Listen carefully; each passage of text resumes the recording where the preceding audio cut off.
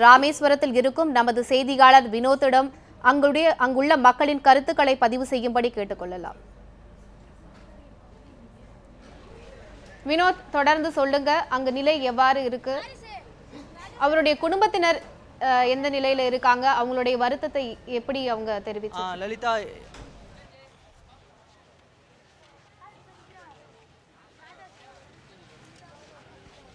லலிதா அவருடைய குடும்பத்தினரை பொறுத்தவரை இன்னும் அந்த இழப்பை அவங்க ஏற்றுக்கொள்ளும் மனநிலையில் இல்லை.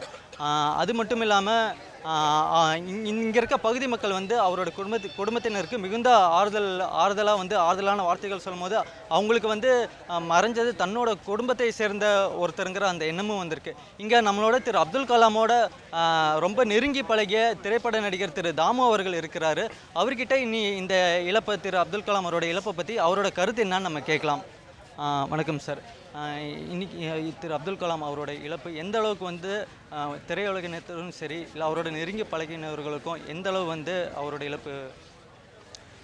அதாவது அவருடைய இழப்பு ஃபிசிக்கலாக நம்மளோட இல்லையேங்கிற ஒரு இழப்பு ரொம்ப பாதிச்சிருக்கு. எங்கள் அம்மாவோட இழப்புக்கு அப்புறம் இது ஒரு பெரிய இழப்பாக இருக்குது. ஆனாலும் அவர் உயிரோடு இல்லைன்னா கூட அவருடைய ஞானம் எங்களுக்கு தெம்பு கொடுக்குது. அவர் இளைய சமுதாயத்துக்காகவும் மாணவர்களுக்காகவும் ஆசிரியர்களுக்காகவும் விட்டு சென்ற அந்த கருவி இருக்குது, எங்ககிட்ட ஒப்படைச்சிருக்கார்.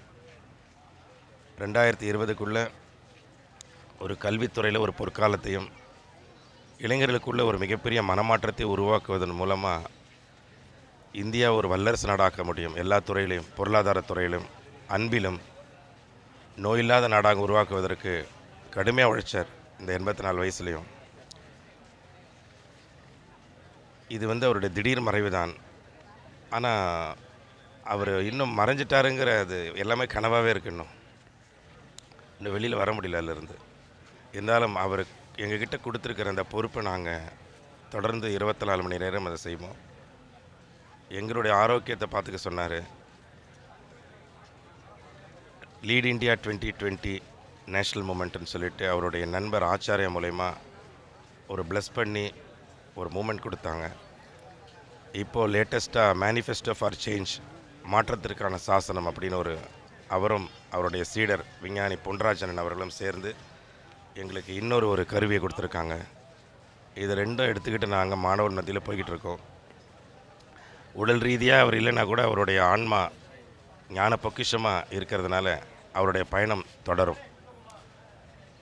நாங்கள் இந்த பயணத்தை விட்டுற மாட்டோம் அவ்வளோ சீக்கிரம். ஒரு பெரிய புனித பயணத்தை எங்களுக்கு அமைச்சு கொடுத்தார். கிட்டத்தட்ட 6.5 லட்சத்துலேருந்து 7 லட்சம் மாணவர்களை சந்திக்கிற ஒரு வாய்ப்பை ஏற்படுத்தி கொடுத்தார்.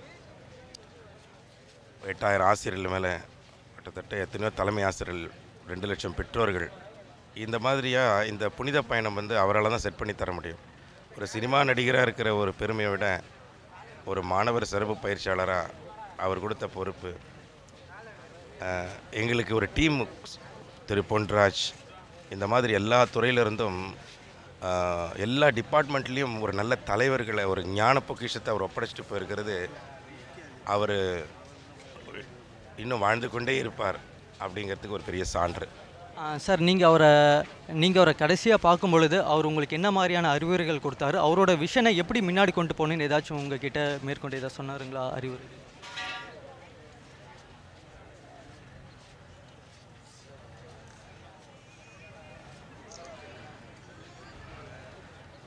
ஒரு 2 வாரத்துக்கு முன்னாடி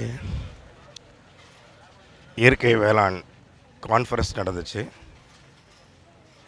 அதில் மேடையில் இருக்கும்போது பொன்ராஜ் அண்ணன் தாமு வந்திருக்காப்புலன்னு சொல்லும்போது, பாயா உன்னோட ஹெல்த்தை பார்த்துக்கோ,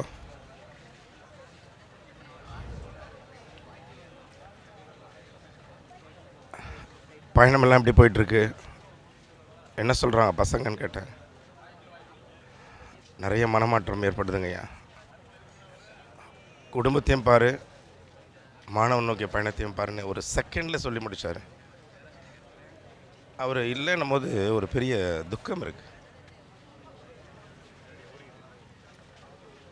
லலிதா, இங்கே இது போல் பல முக்கியஸ்தர்கள் வந்து திரு அப்துல் கலாம் அவர்களுடைய இல்லத்திற்கு வந்து கொண்டிருக்கிறார்கள். மேலும் இந்த பகுதியில் வந்து கூட்டம் வந்து ரொம்ப அதிகமாகவே இருக்குது.